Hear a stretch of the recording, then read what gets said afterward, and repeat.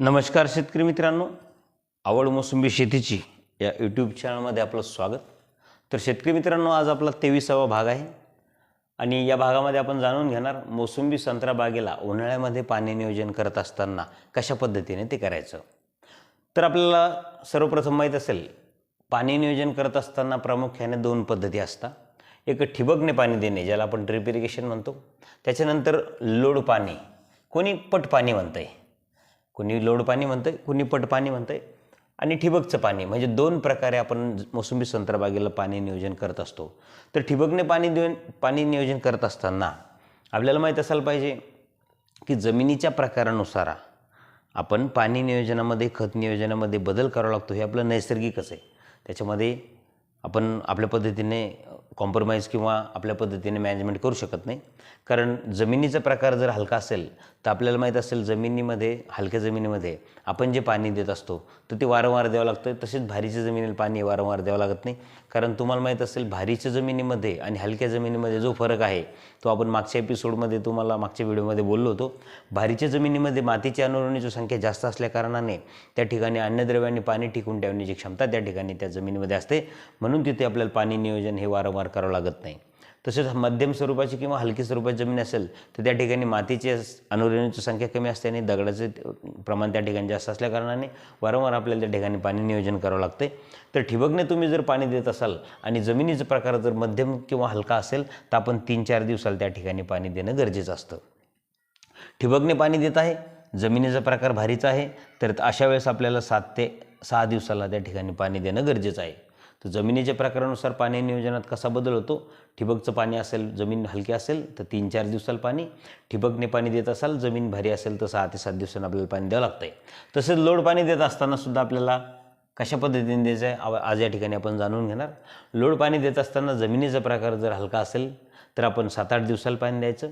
Load पाणी देत असताना जमिनीचा प्रकार भारी असेल तर आपण 10 किंवा 12 दिवसांनी पाणी द्यायचं.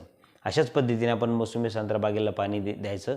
याच्यापेक्षा जास्त पाणी आपण दिलं तर आपल्या बागेमध्ये बुरशीजन्य रोगाचा प्रादुर्भाव त्या ठिकाणी होताना दिसतो आणि आपल्या बागेचं नुकसान आपल्याला झालेलं त्या ठिकाणी बघायला मिळतं. तर शेतकरी मित्रांनो, सगळ्यांना समजलं असेल, ठिबकने पाणी देत असताना आणि लोड पाणी देत असताना आपल्याला हलकी जमीन तसेच भारी जमीन या दोन जमिनीच्या प्रकारानुसार आपल्याला पाणी नियोजनात बदल या ठिकाणी करावा लागतो. हलक्या जमिनीला आपल्याला 3-4 दिवसांनी ठिबकने पाणी द्यायचं आहे. भारीच्या जमिनीने आपल्याला 6-7 दिवसांनी ठिबकने पाणी द्यायचं. लोड पाणी देत असाल, हलकी जमीन असेल तर 7-8 दिवसांनी द्या. लोड पाणी देत असाल, भारीची जमीन असेल 10-12 दिवसांनी पाणी द्या. पाणी नियोजन जर आपण व्यवस्थित केलं तर आपलं उत्पादन वाढतं आहे आणि आपली बागा ह्या बुरशीजन्य रोगापासून सुद्धा वाचता. तर पाणी नियोजनामध्ये आपल्याला जर अजून बचत करायची असेल, आपल्याला दुष्काळ वर्षाला सामोरं जायचं असेल, जसं की आता 23-24 आपल्या महाराष्ट्रभर दुष्काळ आपण या ठिकाणी बघतोय, तर या पद्धतीने आपल्याला जर पाणी वाचायचं असेल तर आपण झाडाच्या कॅनोपीखाली, ज्या ठिकाणी सावली असते त्या ठिकाणी आपण पाणी देतो, तर त्या ठिकाणी 6 इंच काडी कचऱ्याचं आच्छादन करा.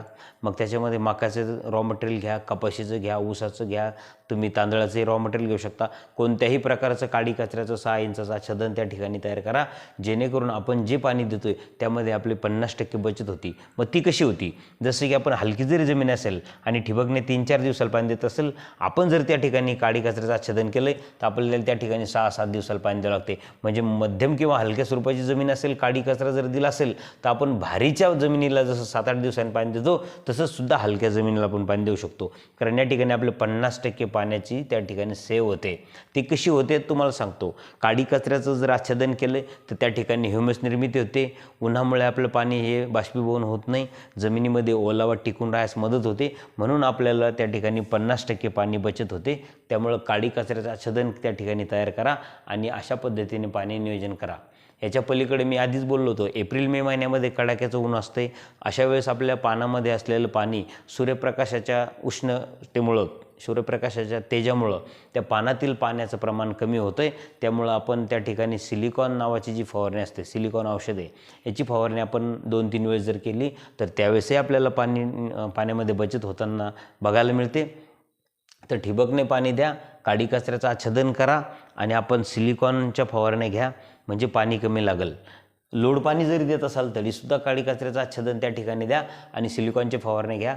म्हणजे आपल्याला लोड पाण्यातसुद्धा डबल दिवसाचा फरक त्या ठिकाणी जरी केला आपण तरी आपल्याला प्रॉब्लेम येत नाही. शेतकरी मित्रांनो, आपण चॅनलवर जर नवीन असाल तर कृपया चॅनल सबस्क्राईब करा. व्हिडिओ आवडल्यास व्हिडिओला शेअर करा.